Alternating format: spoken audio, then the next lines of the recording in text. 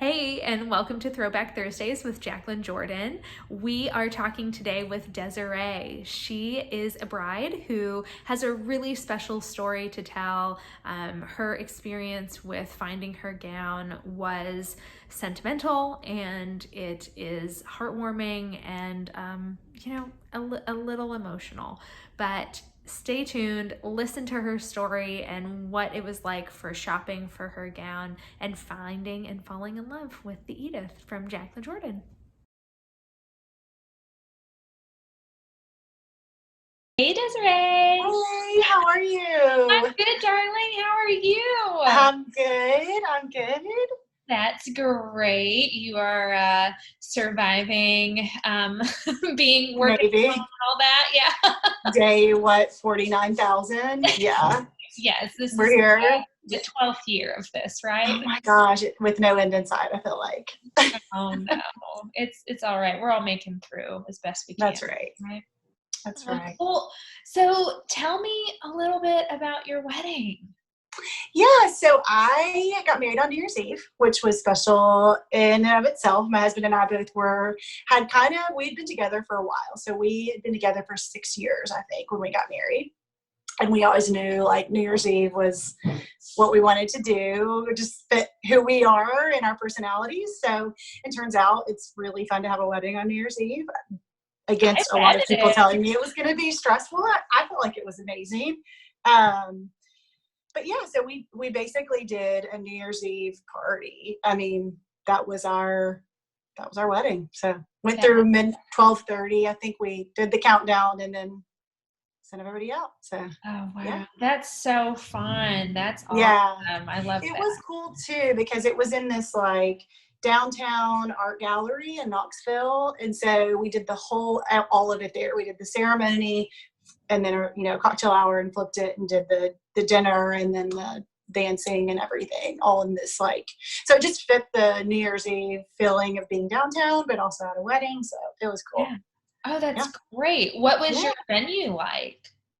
It was neat. It was interesting because it was a smaller, I mean, it was like you walked in and it was split level. So you would walk down to the main area and then the upstairs, like lofty part was where we did the cocktail hour.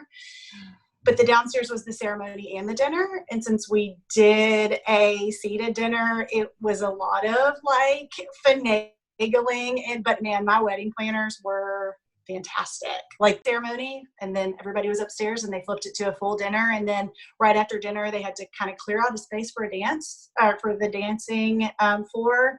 Because I mean, the venue was limited space, but it was what we wanted. So we made it work. You had a seated dinner, which I think is really unique for a wedding in the South because I feel like for a long time in the South, it was like stations were very much a thing and doing things. Yes. So that's so cool to see that y'all did a seated dinner. Yeah, and very much stations in the South are still very much a thing. That still is happening. For us, we almost had to with this venue, with the limited space, to make it not where things would get clogged up so people had a place to go. It helped with the flow. So it's also stressful, but you figure it out. You just start throwing people together and you're like, they're going to work. They'll work. Absolutely. They have to. These strangers, they'll all get along because of That's right. this. Yes. Yes, exactly. Oh no, that's wonderful. That's so cool. Well, tell me a little bit about your dress shopping process and how that went for you. Yeah, so the year that I was getting married, my mom actually was unexpectedly diagnosed with lymphoma, and she was diagnosed in the beginning of March and passed away in May. And so I had about 2 months where I knew I wanted to find my dress, which I had been engaged for over a year. So we knew it was going to be that New Year's Eve. We actually picked that date about a year and a half in advance. So her being a part of my dress shopping was extremely important. So Sure. we had to we had a lot of places we were going to go visit originally, but after she was diagnosed, we just picked one spot. And not sure if I'm allowed to plug her, but it was Yes, really of in Rouge. course. Okay, I'm like, it was to visit Leslie at Lily and Ruth, and it was like in between my mom's like serious chemo treatment. So we picked this day, and she was able to be there. And I had senior dress at like early on, and I remember I was sitting next to my mom in her hospital room, and I was like, Mom, you have to see this dress. And she like was kind of in and out, and she looked at it, and she opened her eyes, and she was like, that's the one. And that was before we had even gone. Yeah, it was, I can't even remember what photo or what model had it on, but she was like, that's the one. And I had shown her so many dresses, and she just like had no interest in any of them. Not that she just wasn't like, she was like, that's pretty or whatever. But she was like, I remember her like leaning back, and she'd be like, that's the one. And so I know it was, so I was like set on it. But I was also like, you know, when you're a bride, you're like, is that the one? I could go in and try it on and hate it or whatever. So when we got to Lily and Ruth, which was the only appointment we had, so I was kind of like, we're picking it today. It was the very first one I put on. I think Leslie had me try it on first. And then obviously we tried on a lot. And my mom was like, that's pretty, but it's not the first one. That's pretty, but it's not the first. It was obviously the Edith. Yeah. So it was, I mean, like the moment I had it on, my mom, like the way she lit up, I mean, my experience was obviously unique in that I knew that either this was going to be the last time that we were able to have this or the only time she was going to see me in the dress, which turns out it was the only time she was able to see me in the dress. So for me, it was really special. And that dress, everybody's dress is special, but that dress is so special because it was the last time my mom and I were out in the world, because she pretty quickly after that was hospitalized and stayed there the rest of the time until she passed. So it was a blessing that she was able to make it there. It was just perfect. It was the world coming together and creating a moment that is forever going to be with me. And I was in your dress, and that was, I mean, she knew it was that one, and she continually told me throughout, it had to be that one, it had to be that one, it had to be that one. So there was no other dress.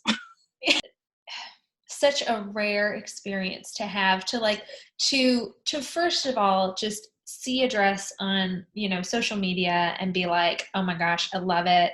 This is my dress. Having mom be on board with it also. Oh my gosh. Yes. To just be like, yes. Yeah. And to go in and try it on and like have all of those things continue to be true. Yes. On top of the fact that you are dealing with so many emotions of like the joys of getting married and, shopping for a wedding dress with your mom, coupled with the fact that, would she be with you? Mm-hmm. How much further beyond her seeing you in the dress would she be able to be, be a part of the planning process and all that? Like, wow. It was phenomenal. It was. And I think when I really, like, I can remember her reaction both times. And it was, everyone always tells you, like, you just know when you put the dress on. And I didn't believe that, because I love clothes, and I'm very, like, in tune with my fashion and clothes. So I was like, I don't know if that's true, but I'm not kidding. Like, you really do have a moment with your dress. Like, you just do. I mean, and it's just something that I truly believe you just put it on and it just fits your body a certain way, or it just really connects with you, and you just know in that moment. And then to have it be shared with other people too, I don't know, it creates such a emotion, and it's so, you can't describe it. I mean, unless you had it, you can't describe it, I think. So it was special. Absolutely. And I think everyone's moment can be, a little different, and maybe for some people, because they have like FOMO Yes. or whatever. Like Yeah. they like suppress the feelings Yeah, and I they just agree. keep that search on going. But like, no, dress 42 that you tried on out of the 170 that you, Yeah.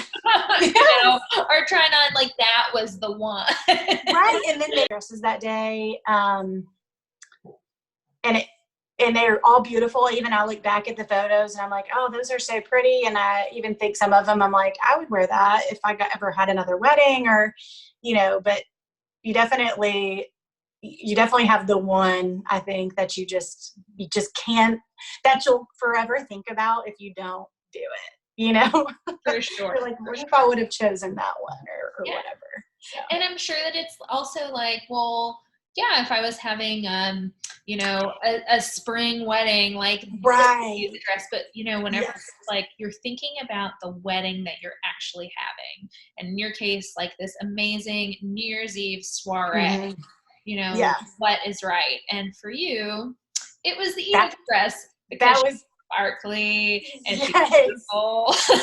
She's beautiful. She's spark. I mean, it just exactly, and that's just it for the occasion. It was no other. I mean, it was New Year's Eve in a dress, and it was. I mean, it was just fantastic. So I love that. What kind of advice that you might have for brides that are planning their wedding now? my number one piece is if there are items that are important to you, do not compromise on those. Do not let someone talk you out of it. Do not let someone make you think it's a silly idea, because there were a few things that we did that I don't know that people were like, I don't know if you should do that, but we did them and I will never regret them. And so for us, I'll just say one of the things was we didn't want a wedding cake. We just didn't want a traditional wedding cake cutting ceremony. And I think, especially in the South, traditions are very much like they're, they're something that we live and breathe by down here. And if you kind of break them, it can be a little taboo. So we didn't do that. And it was something that neither of us wanted. And I am so glad we didn't take that 45 minutes to cut a cake. It just wasn't important to us. Now, granted, we had some say from maybe parents or grandparents or what have you, but it ended up being fine and no one missed it. We still served cake. We just didn't do a traditional cake cutting. So I would say there are things that you're going to stress about during the process that you're just going to, and there's nothing I can tell you now that's going to change that. But find the things that are important to you. If it's 2 or 3 items that you want to be special, you can't compromise on, that you want, that you've dreamed of, and just make sure that they happen, and make sure your wedding planner or whoever's helping you knows that those are the things that are important to you. Because I think a lot of times in the process, you start sacrificing the things that you want because you're trying to please everyone else. What you two want as a couple. And again, like what you were saying, like what's important to you. Yes. And focusing on those things. And everything else. And that's just it. Everything else will fall into place. And it just does. And if that is one thing I can say, it will work out. It just will. And if it doesn't, it's fine. It truly is okay. It really is. Yeah. Because you're there to get married and you're leaving with a spouse and to celebrate your, nuptials. And that's all that matters. At the end of the day, that is all that matters. So I could not agree with you more, darling. Yes. That's awesome. Well, I'm so glad that we had this time to chat and walk down memory lane a little bit for you. So what's funny is we were cleaning out our storage unit. This is just a fun little story. And my dress I had preserved, and Jose was like, should you put your dress on and me my tux, and we just reenact a video in the hall? And it was like, we don't have anything else to do. I love it. If you do that, please let me know. I will absolutely film it if we lose our minds to that point where we reenact it. That would be phenomenal. I would be very much into that. Oh my gosh.